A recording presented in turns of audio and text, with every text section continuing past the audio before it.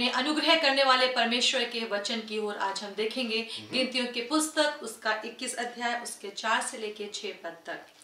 फिर उन्होंने होर पहाड़ के से कूच करके लाल समुद्र का मार्ग लिया कि एदोम देश से बाहर घूमकर जाएं, और लोगों का मन मार्ग के कारण बहुत व्याकुल हो गया। इसलिए वे परमेश्वर के विरुद्ध बात करने लगे और मूसा से कहा, तुम लोग हमको मिस्र से जंगल में मरने के लिए क्यों ले आए हो? यहाँ ना तो रोटी है और ना पानी, और हमारे प्राण इस निकम्मी रोटी से दुखित हैं। अतः यहोवा ने उन लोगों में तेज विष वाले सांप भेजे जो उनको डसने लगे, और बहुत से इसराइली मर गए। जी, अतः यहोवा ने लोगों में तेज विष वाले सांप भेजे जो उनको डसने लगे, और बहुत से इसराइली मर गए। ये जब हम इस प्रकार की बातों को परमेश्वर के वचन में पढ़ते हैं, हमें बड़ा गंभीर लगता है। परमेश्वर, क्या आप इतने सख्त परमेश्वर हैं? और क्या आप इतने क्रूर गॉड हैं? क्या आप इतने क्रूर परमेश्वर है कि अगर लोग आपकी आज्ञा को नहीं मानेंगे, लोग आपकी इच्छा में नहीं चलेंगे, तो आप डंडे को लेके आएंगे, उनके बीच में सांपों को भेज देंगे और सांप ऐसे लोगों को काटेंगे और लोग मर जाएंगे? क्या परमेश्वर आप ऐसे सख्त परमेश्वर है? जब हम ऐसी बातों को परमेश्वर के वचन में पढ़ते हैं, हमें बड़ा गंभीर लगता है। परमेश्वर ने अकाल को भेज दिया, सेनाओं को भेज दिया उनके विरोध में, और वो लोग आए, उन्होंने आक्रमण किया, और फिर 3 साल की गुलामी में वो उनको लेकर के चला गया। कई बार जब हम ऐसी बातों को पढ़ते हैं, हमें लगता है परमेश्वर ये तो बहुत सख्त है, ये तो बहुत गंभीर है, और आप तो अच्छे परमेश्वर नहीं है, आप तो बुरे परमेश्वर है। पर नहीं मेरे प्रियो, ऐसा नहीं है। परमेश्वर बुरा परमेश्वर नहीं, उसकी कोई भी कल्पना हमारे लिए जो है वो बुरी नहीं होती। उसकी कोई भी कल्पना, कार्य तो बहुत दूर की बात है, उसकी कल्पना भी हमारे लिए हानि की नहीं होती। ये समझ की बात है मेरे प्रियो। हमको समझना है कि परमेश्वर यहाँ पे क्या कर रहे हैं। हमको इस बात को समझना है। अगर डंडा हमारे जीवन में नहीं, अगर हम गलत करें और डंडा हमारे जीवन में नहीं आए, गंभीर बात ये है। गंभीर बात यह नहीं है कि आपने गलत किया और आपने मार खाई। गंभीर बात यह है कि आप गलत करें और आप मार को नहीं खाएं। आप राह में जा रहे हैं और आप देखिए वहां पे कुछ अनजान बच्चे हैं जो कि कुछ ऐसे काम कर रहे हैं जो ठीक नहीं है, जो बुरा है, गाली बक रहे हैं, कुछ गलत चीजें कर रहे हैं। आप क्या करेंगे? आप क्या करेंगे? आप कुछ नहीं करेंगे। आप कुछ नहीं करेंगे, क्योंकि वो गैर हैं, उनका आपसे कोई रिश्ता नहीं, और आप उनको डांट नहीं सकते, आप उनको मार नहीं सकते। पर यदि उस भीड़ में अगर आपका बच्चा होगा, यदि आप अपने बच्चे को गलत काम करते देखेंगे, यदि आप अपने बच्चे को गाली बकते देखेंगे, यदि आप अपने बच्चे को गलत चीजों में देखेंगे, आप क्या करेंगे? What will you do? आप क्या करेंगे? डंडा कई बार जरूरी होता है मेरे प्रियो। अगर हम गलत करें और डंडा नहीं आ रहा है, वो दिक्कत की बात है। वो दिक्कत की बात है। अगर डंडा आ रहा है गलत काम करने पे, तो वो ठीक बात है। आप मेरे साथ में एक पद को देखिए, नीति वचन उसका 3 अध्याय उसके 12वें पद को देखेंगे। यहाँ पे क्या लिखा हुआ है? क्योंकि यहोवा जिससे प्रेम रखता है, क्योंकि यहोवा जिससे प्रेम रखता है उसको डांटता है। क्योंकि यहोवा जिससे प्रेम रखता है उसको डांटता है। जी, जैसे कि बाप उस बेटे को, जिससे वो अधिक चाहता है। जैसे बाप उस बेटे को जिससे अधिक चाहता। अगर आपने गलती की है और परमेश्वर की तरफ से डंडा आया है, ये आनंद की बात है, खुशी की बात है, क्योंकि आप वो बेटे हैं जिनसे परमेश्वर अधिक प्रेम करते हैं। अगर आपने गलत काम किया, अगर आपने जानबूझ के कुछ ऐसी काम किए हैं जो कि ठीक नहीं थे, और परमेश्वर ने अपने न्याय में इस चीज को देखा कि यहाँ पे डंडा जरूरी है, सो ये अच्छी बात है।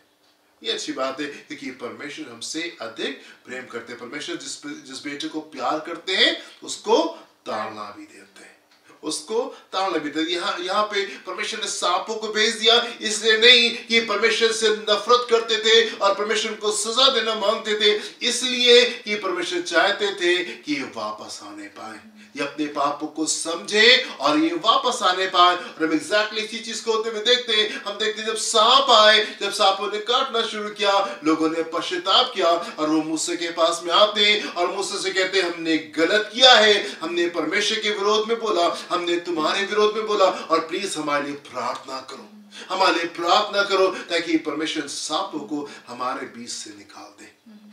जब डंडा आया, जब सांप वहां पे आए, हम देखते हैं लोगों ने अपने पापों को छोड़ा और पश्चाताप किया।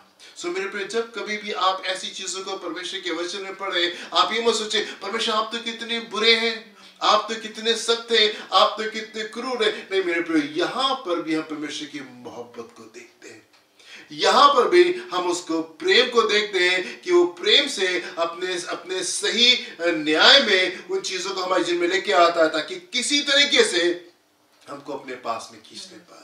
किसी तरीके से जब हम प्यार की भाषा नहीं सुन पाते हैं, जब प्रेम की भाषा नहीं सुन पाते, तब डंडा हमारे जिम्मे आता था कि हम वापस परमेश्वर के पास में आने पाए। कितना प्रेम करने वाला परमेश्वर, जबकि हम गलत भी करते हैं उसके बावजूद भी वो प्रेम में बना रहता है। हम जब गलत करें, उसके विरोध में बात करें और गंभीर बातों को हम उसके लिए बोल रहे, उसके बावजूद भी वो हमको नहीं त्यागता, उसके बावजूद भी हमको नहीं छोड़ता, उसके बावजूद भी वो हमारे साथ में बना रहता है। हमारे साथ में क्या होता है, हम देखते हैं कि अगर लोग हमारे लिए कुछ उल्टा सीधा बोलते हैं, कुछ गलत कामों करते हैं, हम बहुत जल्दी दरवाजे बंद कर लेते हैं। अगर कोई ऐसी बात हुई जो कि हमारे मन के मुताबिक नहीं थी, जो कि हमको अच्छी नहीं लगी, जो हमको बुरी लगी, हम जल्दी से दरवाजे बंद कर लेते हैं और हम बाहर आ जाते हैं। हमारा कोई रिश्ता नहीं, हमारा कोई नाता नहीं, अब हम उस गली नहीं जाएंगे, हम उनसे बात नहीं करेंगे, अब संबंध हमारे खत्म, अब संबंध हमारे खत्म। लेकिन परमेश्वर प्रेमी परमेश्वर है और वो निरंतर प्रेम में बना रहता है, निरंतर प्रेम में बना रहता है। आप चाहे कुछ करें, उसकी मोहब्बत आप तक के पहुंच जाएगी, उसकी मोहब्बत आप तक पहुंच जाएगी। कई बार अच्छी बातों के साथ में पहुंच जाती है, कई बार डंडे के साथ में भी उसकी मोहब्बत हम तक पहुंच जाती है, ताकि वो हमको डिसिप्लिन करने पाए, अनुशासित करने पाए और उस शेप में लेके आने पाए जिस शेप में हमको आना जरूरी है। मेरे पे डंडा जरूरी है, अगर डंडा नहीं आएगा तो नरक की आग हमारे इंतजार कर रही है और हम शायद वहां पे पहुंच जाए। परमेश्वर के प्रेम को देखें, सारी बातों में वो हमको प्रेम करता रहता है। आप कैसे एनालाइज करते हैं, आप चीजों को कैसे समझते हैं, वो आवश्यक नहीं मेरे प्रियो। अगर आप गलत तरीके से देख रहे हैं, वो गलत बात है। आप परमेश्वर को सही तरीके से देखना शुरू करें। सारी बातें उसकी आपके प्रति प्रेम से होती है, सारी चीजें उसकी आपके प्रति प्रेम से होती है और वो अपने प्रेम में हमको सुधारना मांगता है, हमको सही मार्ग के ऊपर रखना मांगता है और हमको अपने स्वर में लेकर के जाना मांगता है। प्रभु आपको आशीष दे, आपके हृदय उत्साहित रहने पाए, आनंदित रहने पाए और आप सही नजरिए से चीजों को देखने पाए। प्रभु आपको आशीष दे। हम प्रार्थना करेंगे। हालेलुया। पिता परमेश्वर, अपने पूरे हृदय से हम आपके सम्मुख आते हैं पिता प्रभु जी, और परमेश्वर जिस भी मार्ग से आप हमको लेके चलते हैं प्रभु जी, हम चाहते हैं पिता हमारे सारे प्रियों की मदद करें, कुड़कुड़ाए नहीं, बुरा ना माने प्रभु, अलग ना हो जाए पिता, परंतु आपको, आप पर हर एक परिस्थिति में भरोसा करने पाए, आप पर विश्वास करने पाए।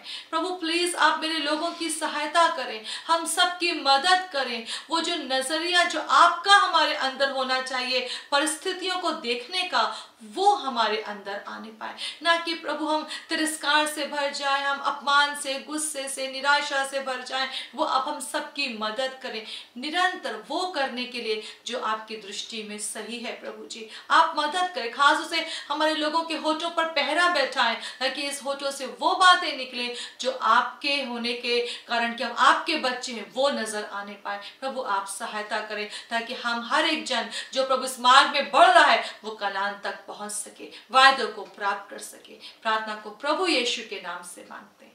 Amen and amen. प्रभु आपको बहुत आशीष दे। God bless you. जय मसीह की। जय मसीह की।